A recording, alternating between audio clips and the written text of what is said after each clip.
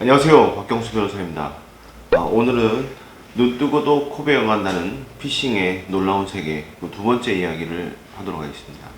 피싱 범죄는 비단 피해자들만 낚는 게 아닙니다. 피싱 범죄에 가담한 단순 현금 전달책, 단순 가담자의 경우에도 피싱 범죄 조직에 의해서 낚이는 상황이 종종 연출됩니다. 오늘은 지난 시간에 이어서 피싱 범죄를 당하는 피해자의 입장이 아닌 피싱 범행의 미끼 또는 지렁이와 같은 역할을 하는 현금 전달책, 단순 가담자의 범행 경위, 범행 수법, 그리고 처벌 등에 대해서 실제 경험했던 사례를 기초로 이야기해보는 시간을 갖도록 하겠습니다. 오늘은 단순 현금 전달책을 피고라고만 지칭을 하겠습니다. 먼저 범행에 가담하게 된 경위인데요. 피고는 원래 직업이 있던 사람이었습니다. 하지만 코로나의 어떤 여파로 인해서 소득이 일정치 않게 됐고요. 소득이 매우 불안정한 상황이 됐습니다. 그래서 좀 더 안정적인 어떤 수입을 얻기 위해서 인터넷 구직 사이트에 접속을 해서 살펴보는데요. 어떤 대부업체에서 이런 글을 올립니다. 대부업체에서 채권 추심 업무를 담당할 직원을 구합니다 라는 제목의 글을 보고 그 글을 클릭해서 들어가 봅니다. 구체적으로 어떤 일을 하는지에 대해서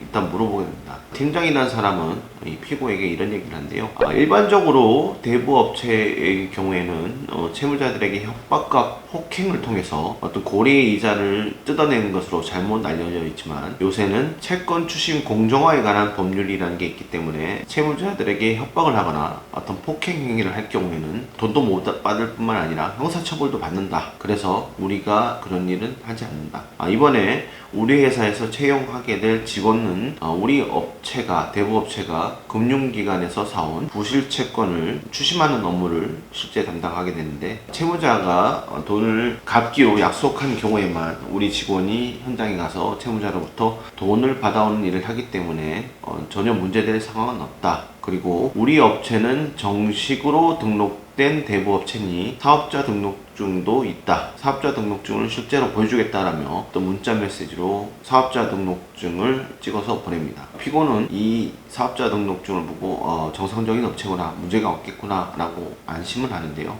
피고가 생각을 했을 때 단순하게 채무자로부터 돈을 받아오는 일을 할 뿐이라면 퀵 서비스랑 다를 게 뭐가 있는가. 근데 편하게 돈만 받아서 오면 일당 10만원에서 15만원을 안정적으로 지급해 준다고 하니 이보다 더 쉬운 일이 어디 있을까, 이런 생각을 하면서 반신반의하지만 일단 일을 해보기로 합니다. 팀장은 이 피고에게 직원이 일을 하다가 돈을 갖고 도망칠 수도 있기 때문에 안전을 위해서 필요하니 피고의 신분증 그리고 가족관계 증명서 등을 주민센터에서 발급을 받아서 제출을 하라고 말하고, 피고는 이렇게까지 철두철미하게 일을 하는데 문제될 일이 있을까 라고 생각하며 시킨 대로 주민센터에서 서류를 떼서 팀장에게 전달을 해줍니다. 두 번째로 범행 수법인데요. 팀장은 일을 하기로 한 피고에게 전화를 합니다. 전화를 해서 업무를 하기 위해 필요하니 팀뷰어라는 앱을 깔도록 지시를 합니다. 지난번에도 말씀드렸듯이 이 팀뷰어라는 앱은 원래 협업을 위한 어떤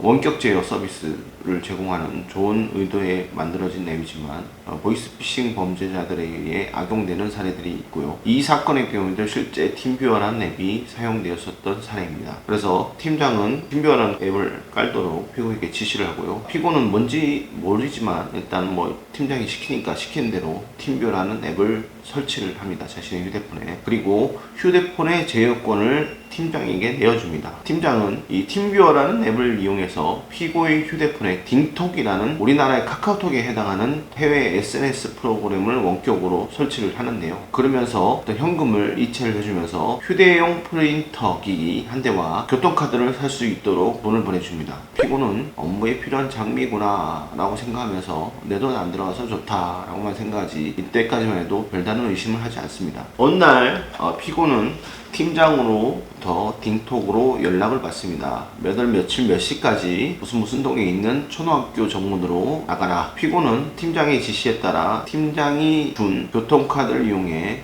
택시를 타고 땡땡 초등학교 앞으로 갑니다. 거기서 채무자의 인상착의를 전달을 받고요. 다시 채무자에게 다가가서 묻습니다. 땡땡씨 맞으시죠? 저는 땡땡은행에서 왔습니다. 피고는 딩톡으로 전달받은 땡땡 명의은행의 완납증명서를 휴대용 프린터로 출력을 해서 현장에서 피해자에게 전달을 해주고요. 피해자로부터 현금 뭉치를 다시 전달을 받습니다. 잠시 후에 팀장이 딩톡으로 연락이 옵니다. 지하철을 타고 땡땡역으로 이동하면 어떤 파란색 모자를 쓰고 팔에 용문실을 한 남자가 있을 테니 그 사람에게 돈을 전달해라. 우리 회사의 직원이다. 라고 말을 하는데요. 피고는 그 지시에 따라서 지하철을 타고 이동해서 파란 모자를 쓰고 팔에 용문실을 한 남자에게 돈을 전달을 합니다. 그러면서 15만원을 현금으로 전달을 받습니다. 이 돈은 일당이라는 명목이겠죠. 피고는 일당을 받고 집으로 돌아오면서 한번 생각을 해봅니다. 대부업체인데 왜 은행이라고 은행에서 나왔다고 얘기를 하고 왜 은행명의 완납증명서를 출력을 해서 채무자에게 전달한지 이해가 잘 안 됩니다. 이상하죠? 그래서 팀장에게 전화를 해서 한번 물어봅니다. 그러자 팀장은 이렇게 말합니다. 지난번에 우리가 얘기를 했듯이 우리 업체는 은행으로부터 부실 채권을 매입해서 채권을 추심하는 업무를 받기 때문에 해당 은행으로부터 완납증명서를 발급하도록 어떤 권한을 위임받았다. 그렇기 때문에 전혀 문제될 일이 없다. 이렇게 피고를 안심시킵니다. 피고는 뭐 잘 이해가 되진 않지만 문제될 일이 있겠나 라고 쉽게 생각하고 그날 받은 일당을 가지고 술을 마시러 나갑니다.